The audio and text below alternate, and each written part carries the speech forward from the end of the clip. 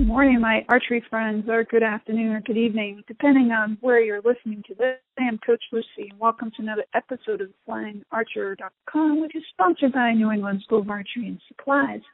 I'll tell you, it's really crazy here. I'm in New Hampshire. There's no snow, and it's almost Christmas. And we have an amazing guest for you today, a Vermonter, John Fleury. John Fleury is 27 years old and a level 4 NTS Archery coach. John works at Pelkey's Archery in St. Albans, Vermont as a bow technician, retail sales, and coach. John has worked for Pelkey's Archery for almost 11 years, and John is the head coach of the Vermont Junior Archers out of the Pelkey's Archery. John is also a co-coach for the Compound Junior Dream Team through USA Archery. John started doing archery when he was 6 years old, and he started competing when he was 12, and primarily shot indoor FIDA and also Indoor National Field Archery Association shooting. At the age of 14, John started doing his outdoor FIDA career in USAT ranking events. We have a lot to discuss, and please welcome from Vermont, John Fleury. Hey, John. Hey, how we doing? Hey, doing good, John. I gave a brief overview and bio.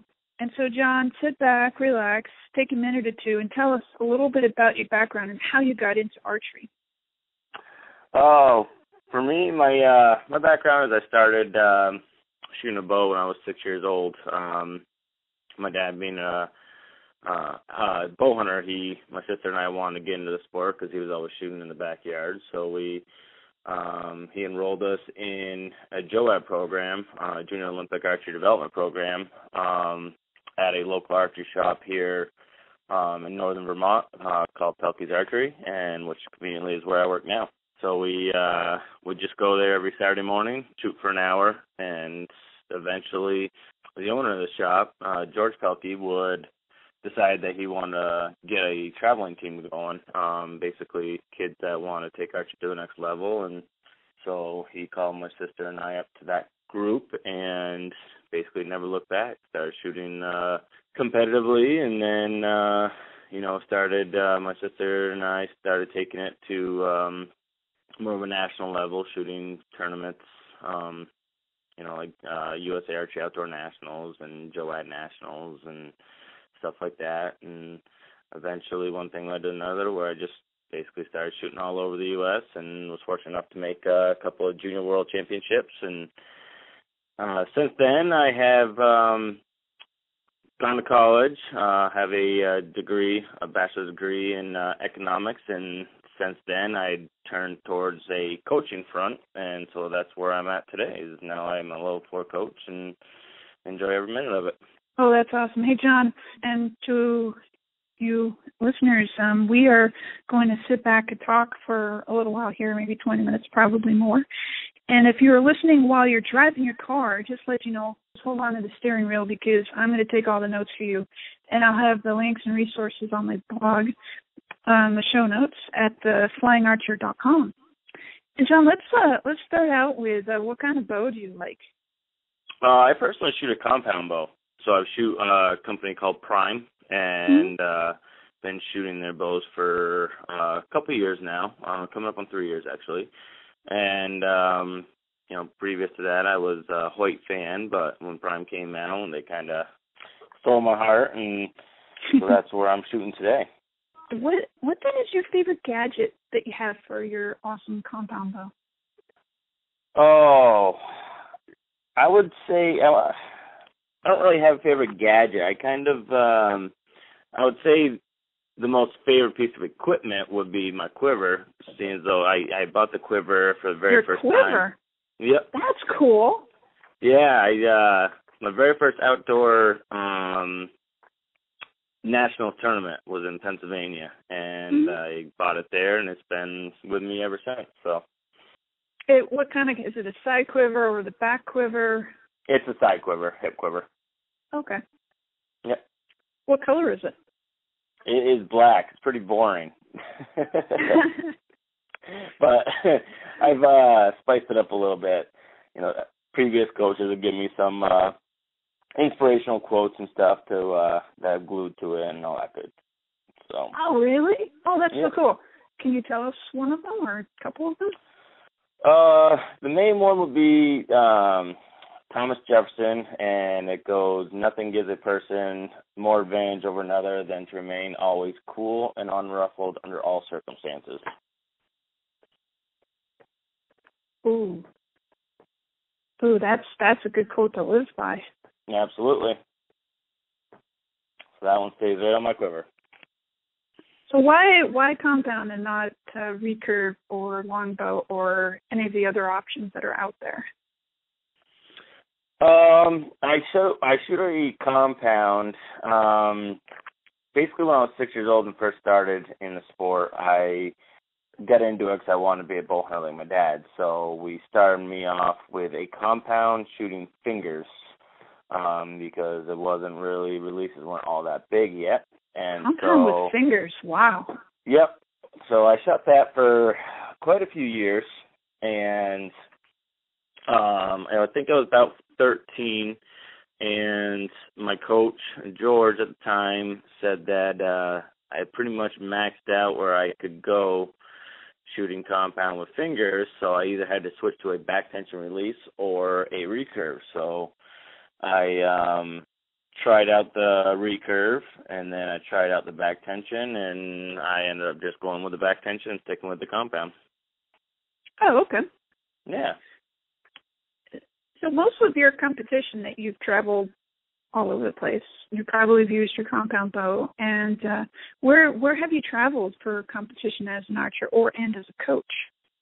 Oh, I've traveled quite a bit. Been fortunate enough to do so, having a supportive family and everything growing up. So I would say starters, most of the New England states, or northeastern states, I should say.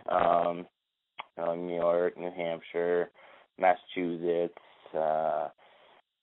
Connecticut, all those, a lot of places through that region. And then I've been down to like USA Archery's outdoor nationals, and joint nationals would be in like Pennsylvania. I've gone Ohio, Colorado. I've shot in Arizona Cup. I shot Gold Cup when I was in New Jersey. Junior World Trials in Salt Lake City in Colorado. I shot Georgia, Florida, Texas, Vegas, Louisville, Atlantic City. I have been fortunate enough to make 2 Junior World Championships growing up. So in 2004, I did shoot in England, and then again in 2006, I shot in Mexico. What was it like at the Junior World competition in Mexico and England? It was it was a blast. It was something I'd never done before. When I made my first championship, it was only my 3rd ever outdoor tournament I've ever gone to. The first one I went to was in Pennsylvania the previous year for nationals, outdoor nationals. And then the following year, my sister wanted to make the world team, so we decided to make a family event and drive out to Salt Lake City, and so we could both compete in the trials. And so that was my 2nd ever outdoor tournament. So after I made the world championships, that was actually my 3rd tournament. So it was a fun year. I mean, it was very exciting, very nerve-wracking. I shot really well the first day that I was out there, and, being a young kid, not really having a strong mental game. How old were you? I was 15. Oh, yeah. I think 16, 15. Something like that. 14, 15, somewhere in that range.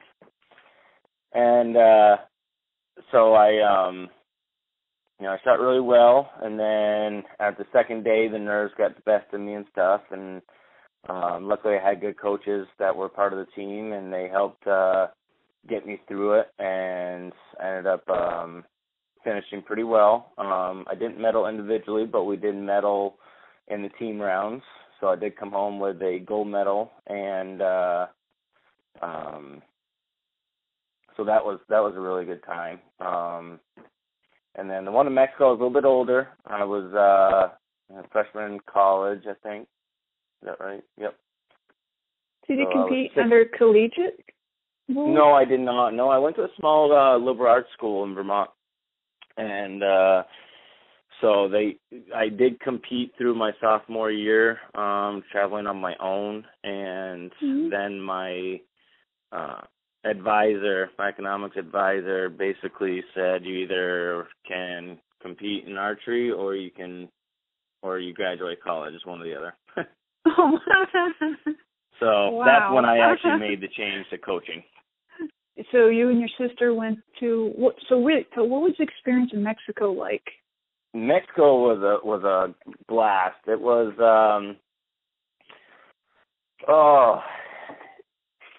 my mother actually made this trip, which is nice.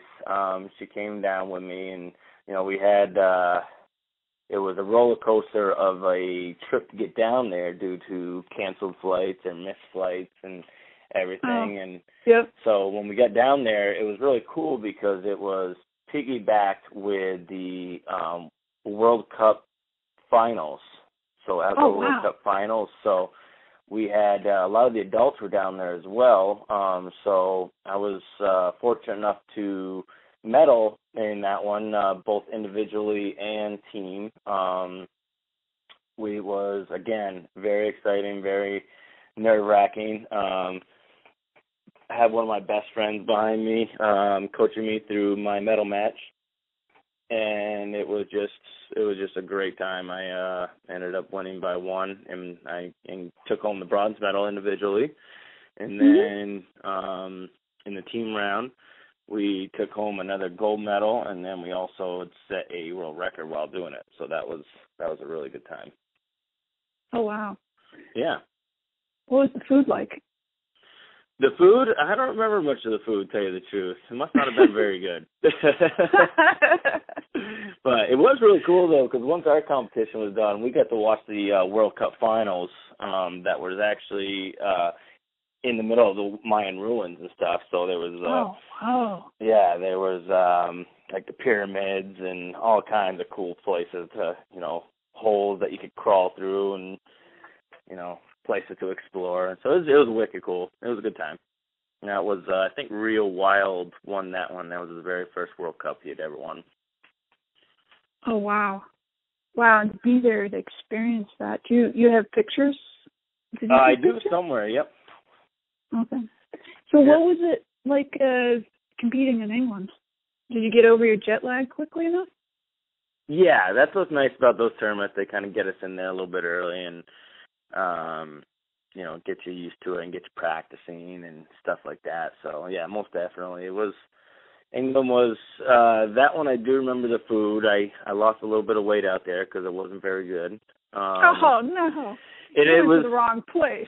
We did go to the wrong place. Yeah, they kept us on a college campus, and it just wasn't the best food. We did find a McDonald's, though, so that helped save us a little bit. McDonald's. How old were you in England? I must have been, looking back now, so that's probably, I was 15 or 16, turning 16 or something like that. Okay, yeah, you were too young to go to a pub and experience the British pub experience. I have gone back to England since and checked all their pubs out and had the real food, and I'd have to say I would definitely do it a third time.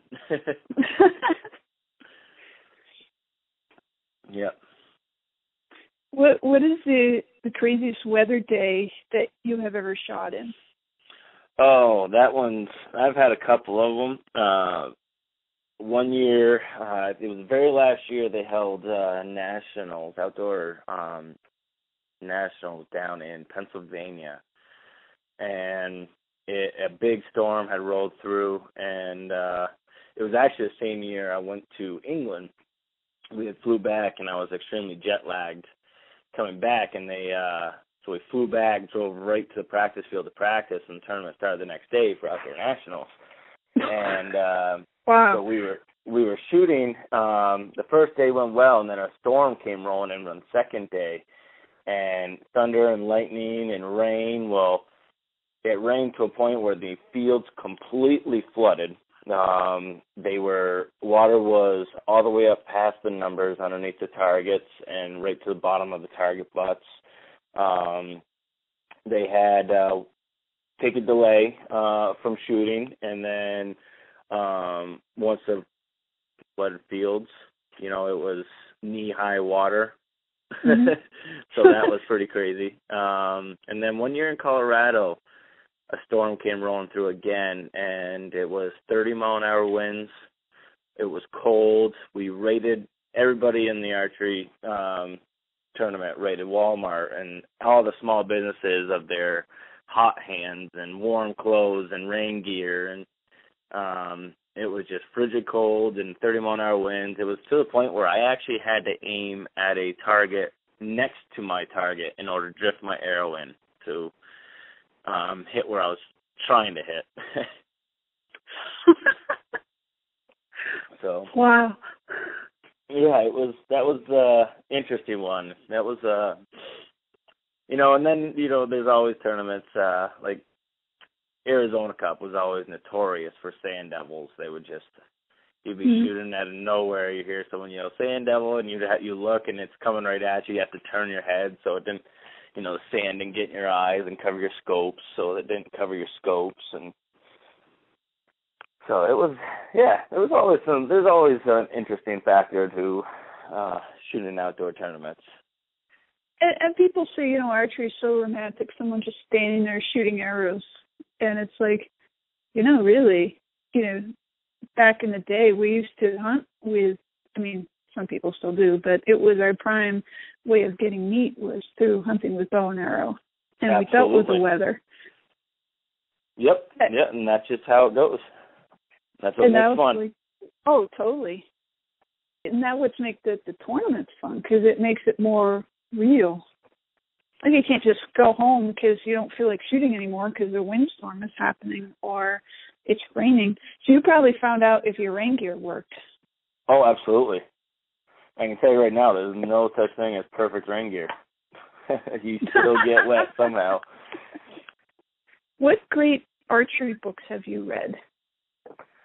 I have read, I'm not a big reader. A lot of the stuff that I've learned through the years has been with talking to people and, personal experiences and stuff like that. But the few books I have read, the mental management books, I've read some of Larry Wise's books. Coach Kissick Lee is our Olympic coach, so I've read his books for, becoming a coach and stuff like that, your level 1s and 2s and 3s, 4s. So those, a lot of those I've kind of read, and but other than that, I really haven't read too many. I'll read articles when they come out.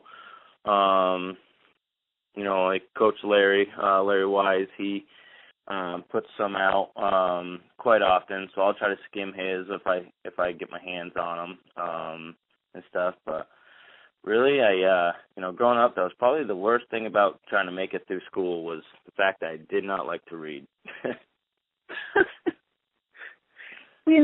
A lot of the books in school are actually kind of boring. Yeah, tell me about it. I come from a family of professors. Yeah. So I grew up at a college. My mom is still a professor. Actually, she has her PhD. Yeah. Oh, yeah. I'm really. She has 2 masters, I believe, too. She loves learning. Wow. After watching her getting her PhD, is like, I'm not sure that's what I want to do, but that's a lot of work. She has a PhD in literature, and to go through it, I think she had to write like this 60-page paper, and she had like 2 days to do it. I'm like, seriously? And she could whip it out. I'm like, Mom, come on.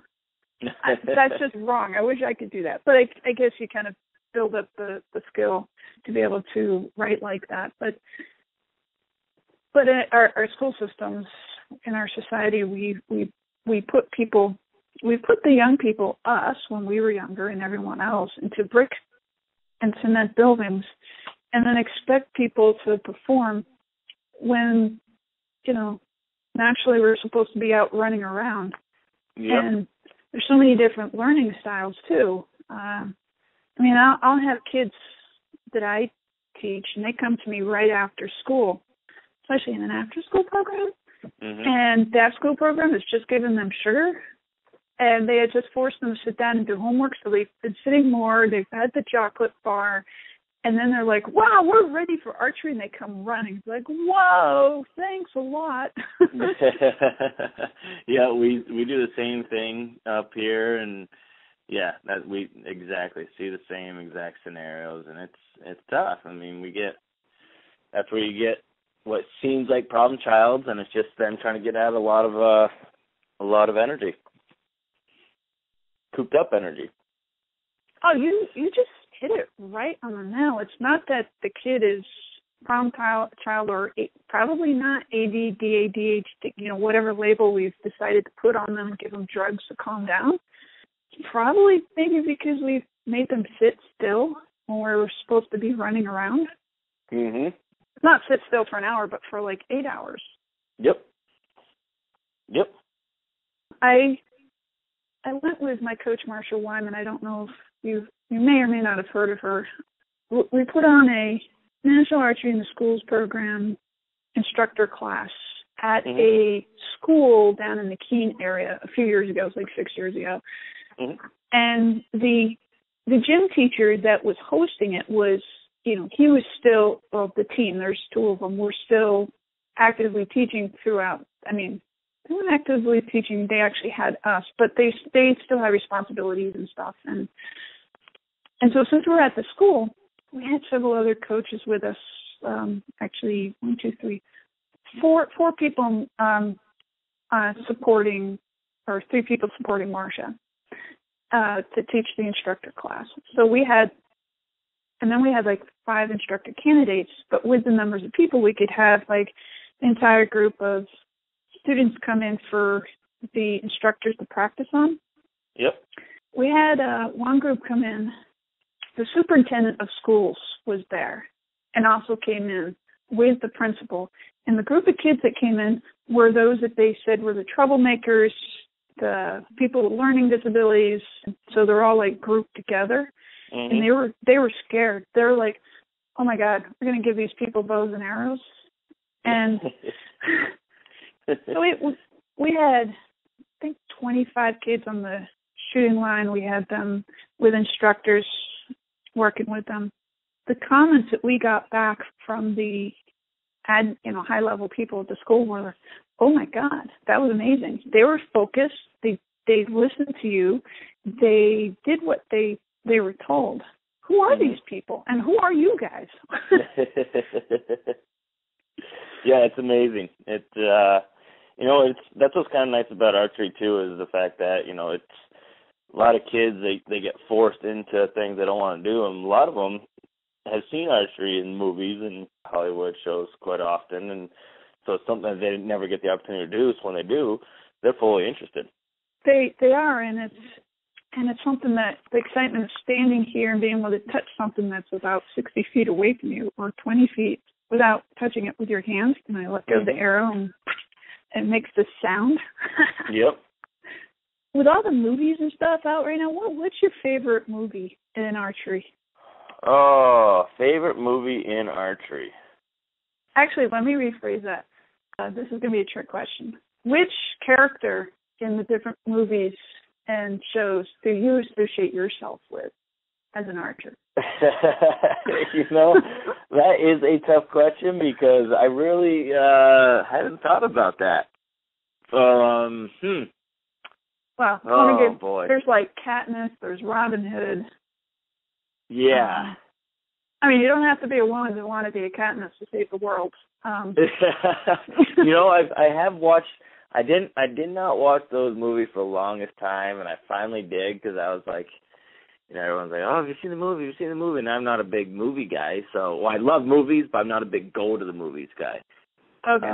So I kind of wait for it to come out on TV and stuff, and finally I was like, I'll rent it when so I rented it when I was at home. And I really like the movies. You know, they do a good job and keep you interested. And so, yeah, I'd have to say I am kind of a Hunger Games fan. I did like Robin Hood growing up quite a bit, so I watched those movies. As far as associating myself with one, I really couldn't pick one, to tell you the truth. You know, they're all good flicks. I know, that wasn't a question I sent you ahead of time. I know, I had to actually think about it. Like, what's going on? No, I do enjoy quite a bit, you know, of those movies. So, yeah, it's you got me stumped on that one. I think the hard part about the Hunger Games movie for me is I don't like the plot. I don't like the idea of kids killing kids. That's the plot, but then there's a story that's woven within the plot of heroism, people rising to the occasion, a young girl making it rather than, you know, it's always been like the boys and the guys. Yep. I've had kids come to me, yeah, I am pre-Katniss. I wanted to do this before the Katniss movie. Oh, jeez. That's funny. We actually, we were doing a group. Ron was doing it, and he was telling me afterwards that it was the same. He had a group of, I think it was 13 kids, 12 of them were girls, and he asked them 3 different times about the Hunger Games, who's seen it, blah, blah. Only one girl out of the entire group had seen it. And so he kind of got an eye-opener on that. It was like some of them, I guess, really just don't know anything about it, but we always can attribute that to the movies, you know, having quite a bit of, you know, sway on whether kids like stuff or not is what they see in the movies and what they're interested in at the time. And it was kind of an eye-opener. It was like, maybe it's not always the movies. Oh, that's interesting. Yeah. Well, back to competing. Yeah. Do you have strategies for yourself if your, you know, equipment would break? How'd you deal with that? Well, through my shooting career, I was fortunate enough to not have a lot of equipment failures. You know, I always had a backup bow with me, primarily most of the time. You know, if things did break, I had made a lot of good friends along the way, and I would always carry a toolbox of some sort with me, and if I didn't have the part to fix it, there was somebody else around that did. So, you know, I really didn't, I was lucky enough not have to stress about equipment failures all that much. As a coach, equipment failure is one of those things that I sit down with my groups and really talk to them about what to do.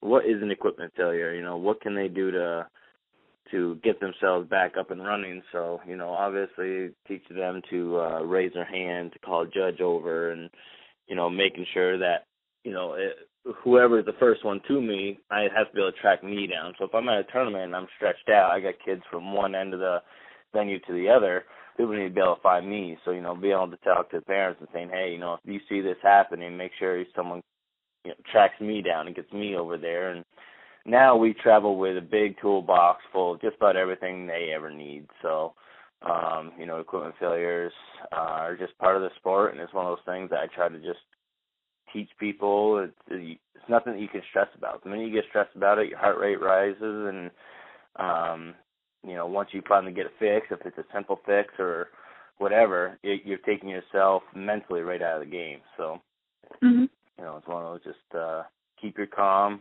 diagnose the issue, and then hopefully we'll have the parts and pieces to put it back together. So you just mentioned the mental game. How do you help yourself stay in the moment when there's a lot of distractions or your equipment's just broken, you fixed it, but you're just got like stressed out about it? Yeah, what keeps me in the moment, basically in those situations? Yeah. It's I would say it's primarily would be, you know, I don't get stressed about little things. You know what I mean? There's some people I know that will stress about or get mad or whatever if their food doesn't come out of the restaurant, you know, the way they wanted it and stuff. And, you know, there's You're the poor waitress.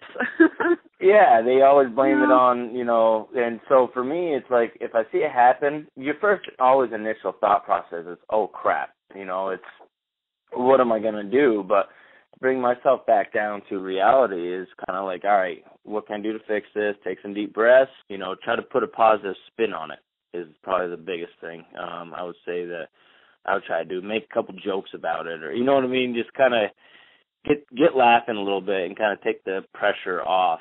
Because once the pressure's off, then you can, think a little bit clearer and be able to make things happen. So how do you help one of your archery clients get refocused, or when they're shooting and something happens? And you might not be right there. You might be way at the other side of the gym working with someone else. Yeah, well, it's no different than any other situation. It really just comes down to, we practice all year for these situations. So mentally, we focus on our shot sequence. We kind of engrave the shot sequence into our minds, and I make them practice that every day and go through the steps. And so that's basically, you tell them, and it's something, as simple as they're not scoring as well as they like to. Well, it's going to come down to bring yourself, and they're upset, or due to that, you really just have to bring them back to reality, not take the score out of the game, and get them focusing on the line again. That's the biggest thing, focusing on the present line instead of the future mind. So same thing with equipment failures. I did have a couple of them with students this past year that, they're pretty flustered and stuff, and all you can do is just walk over to them,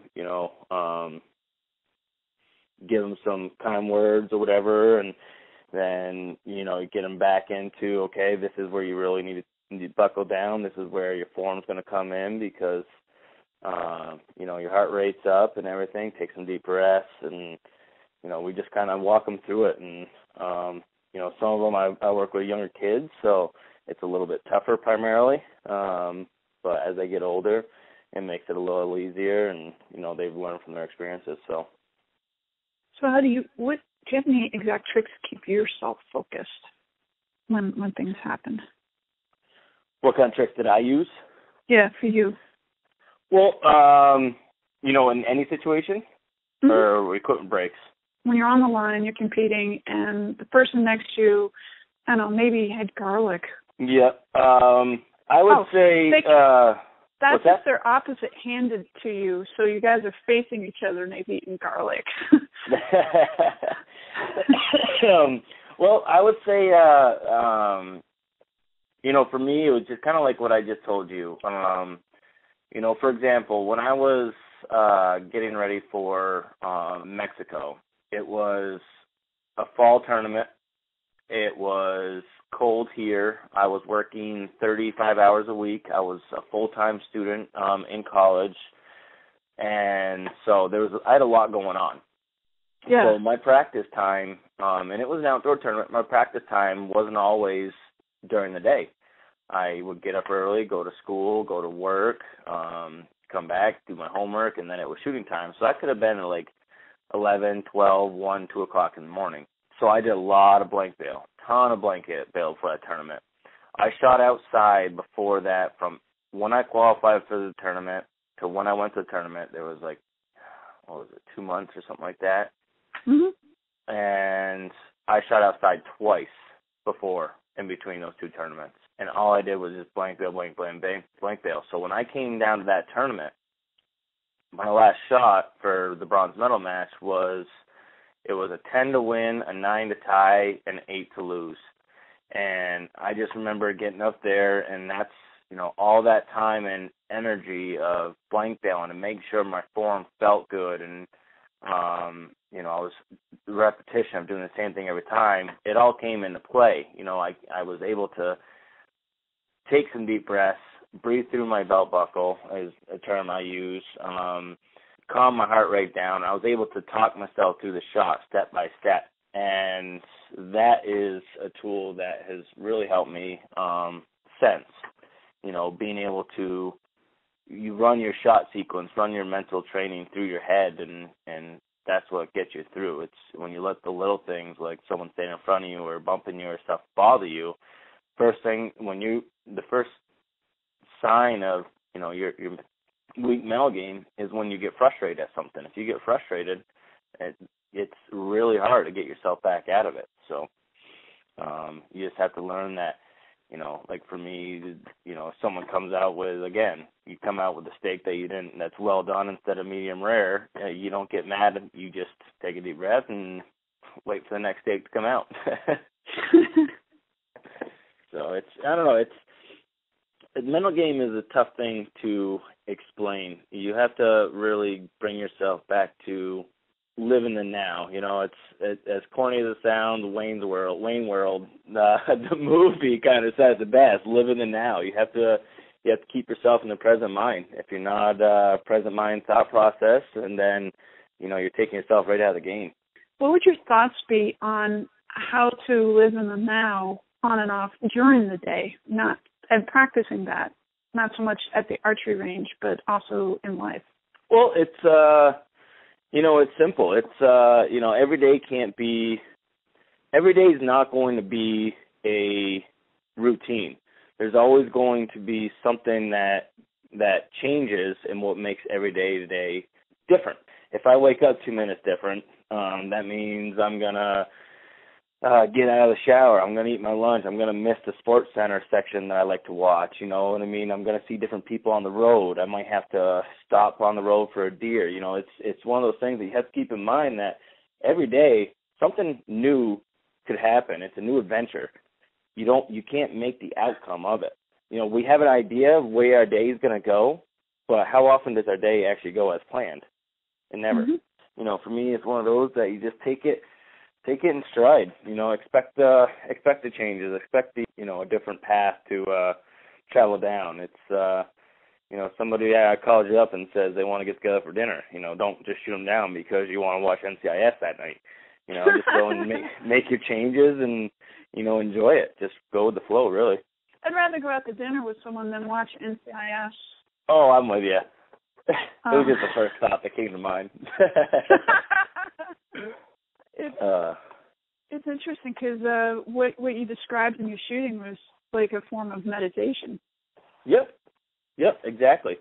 And perhaps maybe doing something as boring as washing the dishes, deciding to focus on actually the feeling and sensation of doing the dishes is actually practicing for archery. Isn't that kind of weird? Yeah, it's all linked.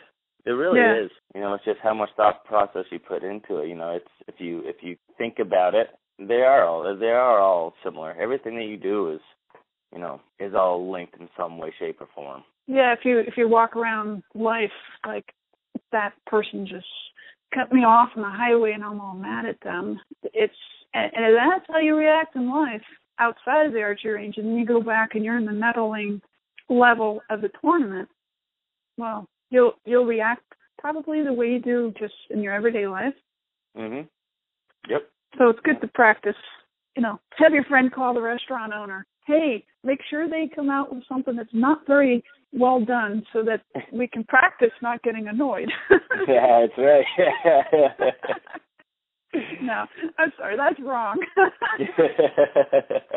It would be kind of funny prank, though. Oh, I know. We're both thinking of people, huh? Oh, man. Well, talking about food, what do you think about food, nutrition, and shooting, and how does it impact your shooting ability? That's a good question. There's nutrition's big now, bigger than it always used to be. Organic and all that stuff come a long way and whatever. I don't get too wrapped up in a lot of that. I'm a firm believer in, if you're going to a tournament, like my kids, I have 10, 11, 12, all the way up to right now 17, I think, is my oldest kid at the moment that's on my traveling team. I am not going to sit there and deny them of a cheeseburger when we go to a restaurant. You know what I mean? So for me, my biggest thing is whatever they do, just don't change your daily habits. What about that cheeseburger at the tournament or that slimy pizza? Those are things, it's if they're having a slimy pizza, better have a lot of napkins.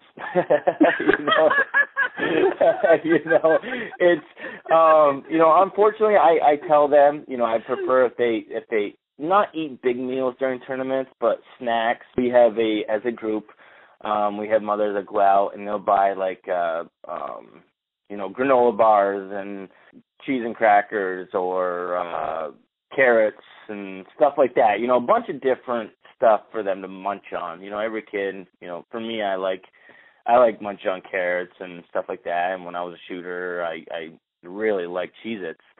Cheez-Its. Yeah, they were good.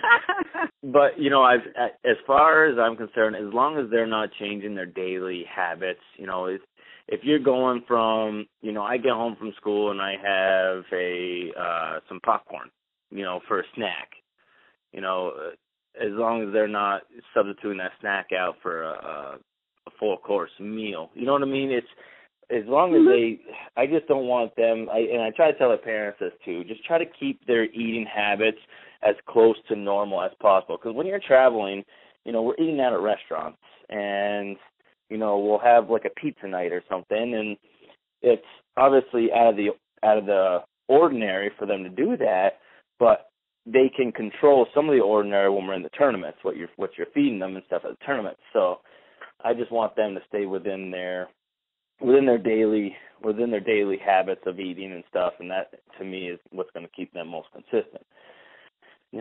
I can't control what they're going to eat at home and stuff like that, and what their daily nutrition is. I can talk to them about it, but whether they do or not, that's a separate.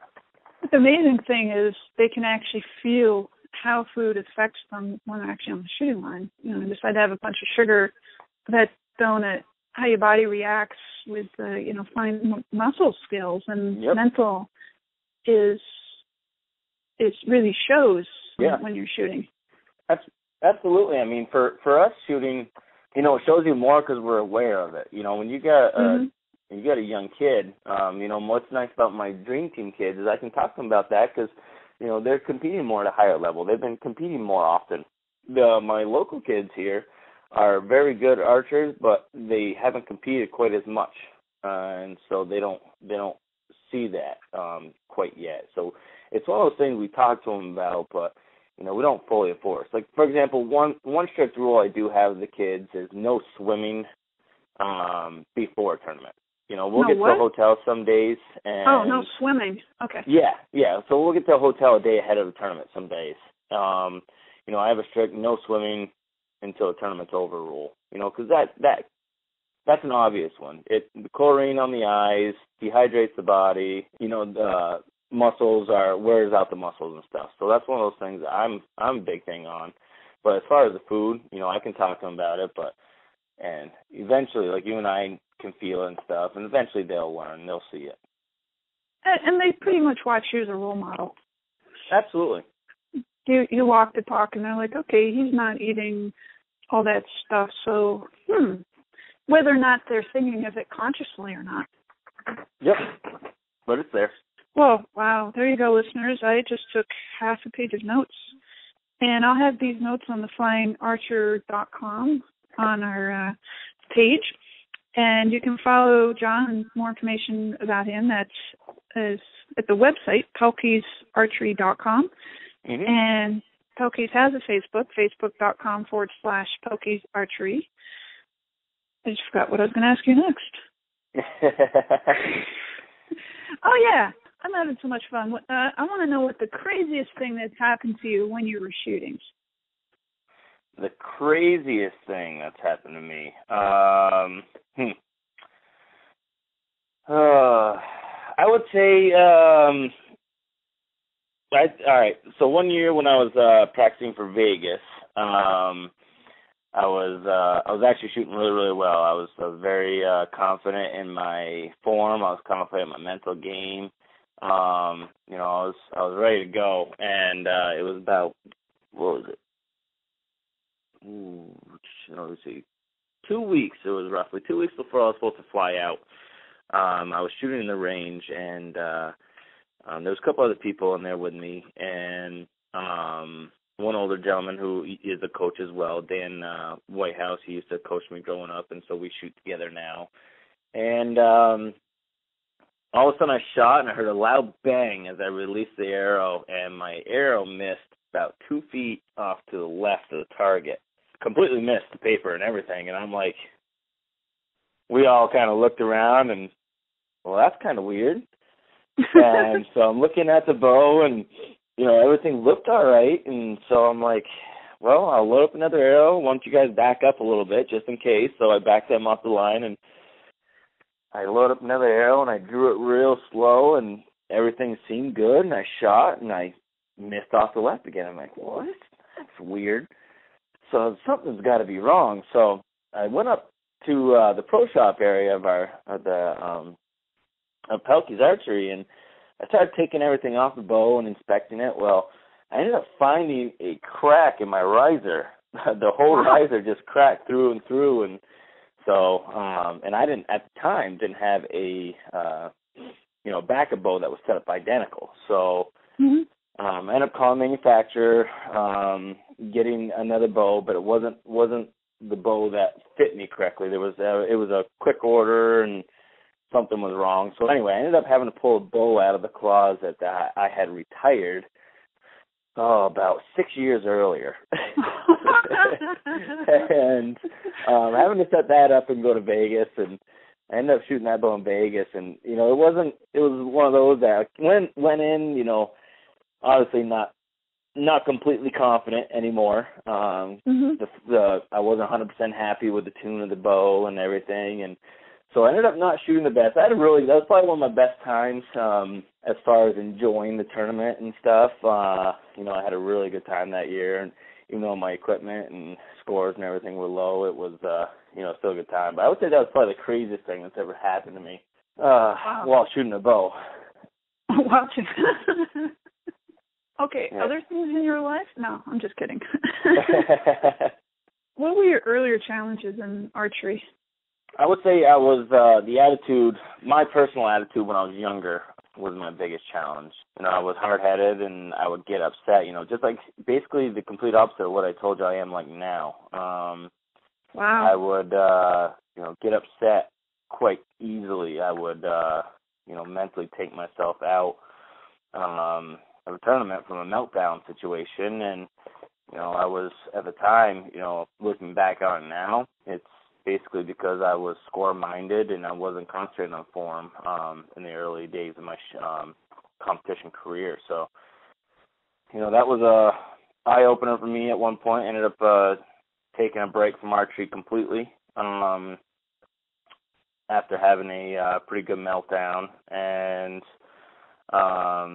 basically eventually after not shooting for a while and not competing at all, I ended up missing it again, and I ended up saying to myself, it's one of those that you got to make archery fun again. And, because I wasn't having fun. I was stressing myself out. I was putting too much pressure on that where there didn't need to be pressure. And after I realized all that, I went into it making archery fun again and, enjoying shooting. And, if I missed the 10, I chuckle over it instead of, get mad over it. And, it was kind of big. It was a big mental change that I had to make. And that was, that was probably one of the toughest challenges I ever had to go through. That's probably the best health style. Health style, is that a word? Healthy way of living, shifting of how you see the world. Yeah, absolutely. Because when you look at the world that way, you're more relaxed, you're less stressed. Stress causes diseases, and or they say. Yep. So to go through this and make that shift now as a coach, how do you help other people go through that to see how to make a change? Well, it comes down to sharing the experience. That's what I kind of pride myself on as a coach, is the fact that everything that they've gone through, I have gone through myself. It's not like I'm pulling answers out of the sky and just saying, oh, this is how you fix it. I'm relaying personal experiences with kids, it's with everybody. You have to keep phrasing things in ways that eventually it's going to hit. It's going to click. I don't know how many times I was growing up that my coaches would, you got to do this, or, constantly saying this one thing that I need to work on, and then out of nowhere, somebody I just met might say it and it clicks.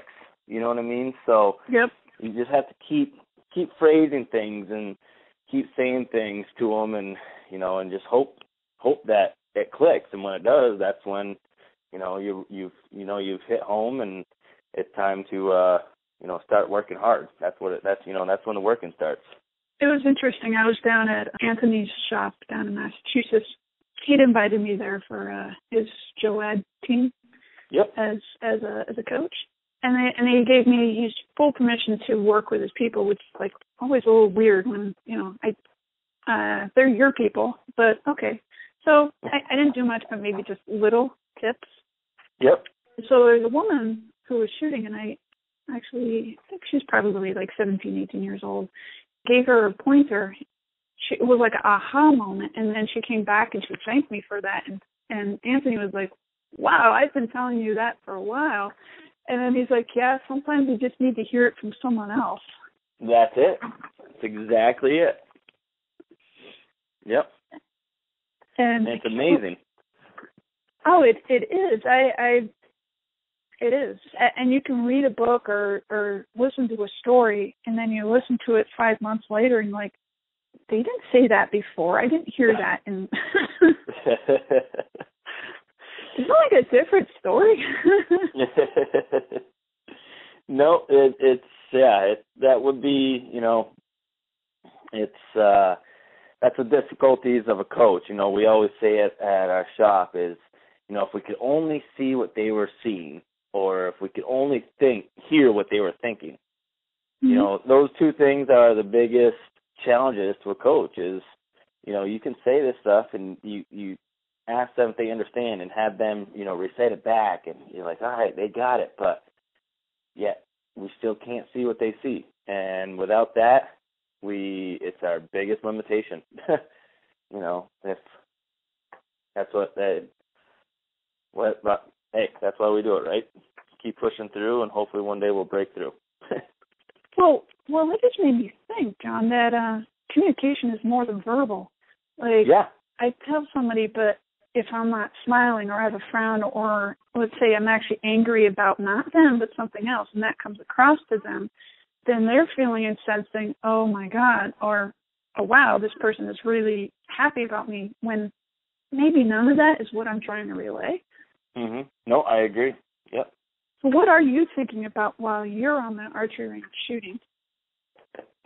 Oh, everything but archery. No. No. Primarily, I'm just, as I touched on earlier, I'm focusing on my shot process in its own. Unfortunately now I don't shoot anywhere near as much as I used to. I still try to compete in a couple tournaments a year, but I am the model student of what not to do as far as getting prepped up for a tournament. And I blame it on myself. I don't put the time aside for it. When you work at archery shop, it's tough to motivate myself to get up early and go in early or stay late, and shoot and stuff. So, mm-hmm. But when I was shooting a lot, the biggest thing was, really engraving on a shot process. Every time I shot, with the exception of a few days where I was trying to blow off steam, but I would always primarily try to focus on one aspect that I was working on. So like bow hand, for example. Bow hand is one of those things that always needs attention, so I'd be focusing on that, making sure I felt the bow jump out of my hand and felt a relaxed wrist and stuff like that. Making sure I had the consistent timing from shot to shot. I'm not holding for 3 seconds, then 5 seconds, and make sure I got the timing down. And it was like, as long as I knew I could have a consistent process and something to fall back on, that's basically where I really focused is my attention was. There was I needed, it was that where I was basically perfecting the tool that I was going to use to when I was at a tournament. That's what I had to think about, and when I'm at a tournament, I got to think about the same thing. So that's basically where I was at. Oh, also, if you practice it wrong, you'll do it wrong at a tournament. Exactly. I mean, you'll do it wrong under pressure. You'll do as the way you practice. Yep. So you're the co-coach for the Compound Junior Dream Team through USA Archery. Yeah. Wow. Tell us about that. That's a really fun coaching job. It's I coach with Coach Linda Beck, Coach Larry Wise, and then Coach Jim Pruitt. And the four of us, basically it was nice because, Coach Linda, she was my coach for Mexico, Mexico, I believe it was, and stuff. So, we already had a past relationship, and, it's fun working with those guys because there's so much knowledge. That's a power pack team right there. Yeah, it's amazing. It's as I mentioned earlier, like a lot of the stuff that I've learned throughout the years have been going to these tournaments, traveling and shooting with the professionals, and you're on the same target line, you're talking, you're listening to them around their friends, and you learn so much. And that's what's nice working with this team is they're even the kids, they teach you so much because these kids are so motivated. They were just like I was, but better. They're shooting hundreds of arrows a day, and they're already focusing on the nutrition aspect of it. They're already focusing on strength training and so it's great working with kids that they really looking to succeed, and they they're all smart, intelligent, and working with the other coaches, it's just fun. It's enjoyable. And they're, when they come to when you make form changes, they're quick and they're easy and they understand it. So it's fun. It's enjoyable. Do you travel anywhere to work with them? We host camps throughout the year. So I only can make 2 camps this year. So this is a new program. This is only a year in the making. We had our selection camp last year in California at the Olympic Training Center. November of last year, and so we made this program based off of the Recurve Junior Dream Team that's been in existence for quite a few years now. But there was never anything to bridge the youth to professionals for compound archers.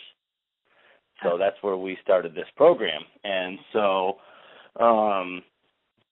it's sanctioned through USA Archery and stuff, and so we have to go through all them and get things set up. So we actually this year had camps in California. We had camps in Salt Lake City, Utah.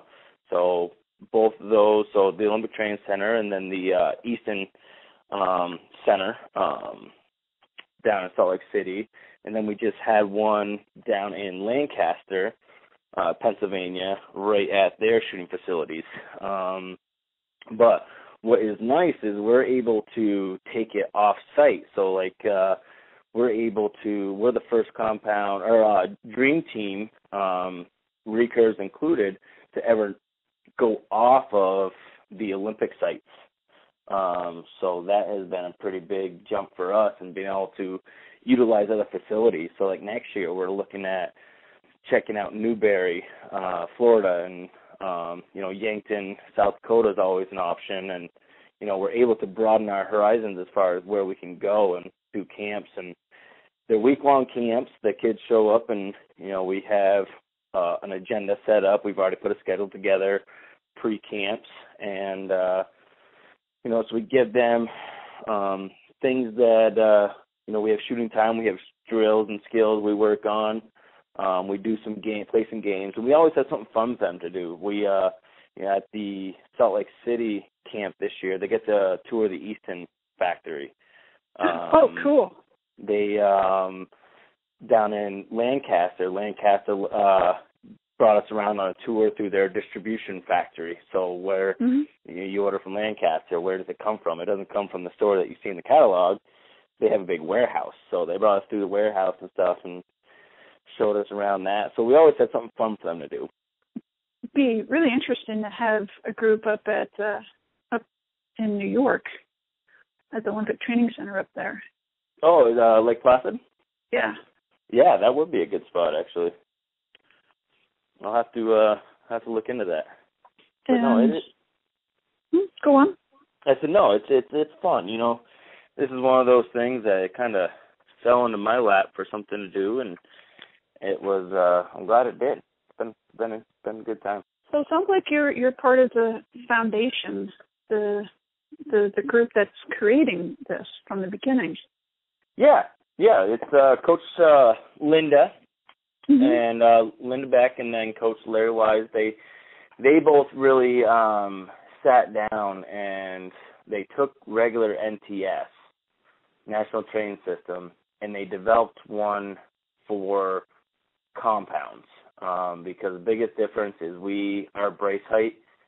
With a recurve, you can preload your brace height versus compounds you can't. So there's a distinct difference between the two styles of shooting, but the overall structure you still want the same. So they were able to modify NTS for compounds. Also working with our Olympic coach Kissick Lee, to make it so where we're still using proper NTS, but like I said, making those just slight modifications. Mm-hmm. So they were really the head runners on it, and then Coach Jim Pruitt and myself, they brought on when they were trying to put together a coaching team for the program itself. Oh, man, how exciting. Yeah, certainly is. And how would you describe what it feels like to shoot an arrow? And this would be telling somebody who's never shot an arrow before. I would say that, it brings a lot of emotions to you. I mean, especially if you've never done it before. It's extremely exciting. It's extremely rewarding. To see the arrow fly through there at the target, I see it in people's faces all the time. It's just like, whoa, they get that. Did I just do that factor? It can also be extremely frustrating because you're like, oh, I thought I did everything right, and the arrow didn't hit there. So there's a lot of emotions that can come through with shooting an arrow. And I think the one cool thing that I always that stood out to me was when I'm at a tournament and there's 100 people on the line. Everyone's shooting at the same time. You have 2 minutes to shoot or 4 minutes to shoot, whatever your discipline you're shooting in. But, it was always amazing to me that I could always hear my arrow hit the target, no matter what. Everyone could have shot at the exact same time, but for some reason you can always hear your arrow, hit that target and stuff. So I always thought that was kind of the cool thing. And I don't know if it's really good way to demonstrate it, or to if I was going to explain to someone what it's like to shoot an arrow. But I always thought that was one of the coolest things. What's also amazing is when you decide to stop and listen to 100 arrows hitting the target. They don't hit all at the same time, but it's just like, wow. Yep, I agree. Yeah, it is something. Oh wow, John, the time has just flown by, and you've been an incredible guest. It has flown by, huh? Wow, yeah. I would like to give you the last word. Could you leave us with a pearl of wisdom or inspiration? Oh, certainly. I would say, for all the people who, are aspiring archers or veteran archers, I would say, have some fun, enjoy it. Archery is a great sport that can last a lifetime. So, for those of you who, are getting frustrated with it, take a second and, really think about it. If it's something you love, it's something you're going to do the rest of your life. You got to make it fun and enjoyable. So take the time, relax, enjoy it, and, take whatever road it takes you on. Don't be afraid to head to a tournament, and if you've never done it before, or you're shooting in front of a crowd, if you're not used to, shooting with other people, there's a lot of things the sport can bring you, and I hope they enjoy it. It sounds like it's done some really good stuff for you, John. Changed your life. Oh, it certainly has. Absolutely. Hey, John, thanks for being on the show. No problem at all. Thanks for having me. Hey, you're welcome, and all the links, websites, and resources from this podcast will be on our show notes on our website, theflyingarcher.com. Thank you. You're welcome.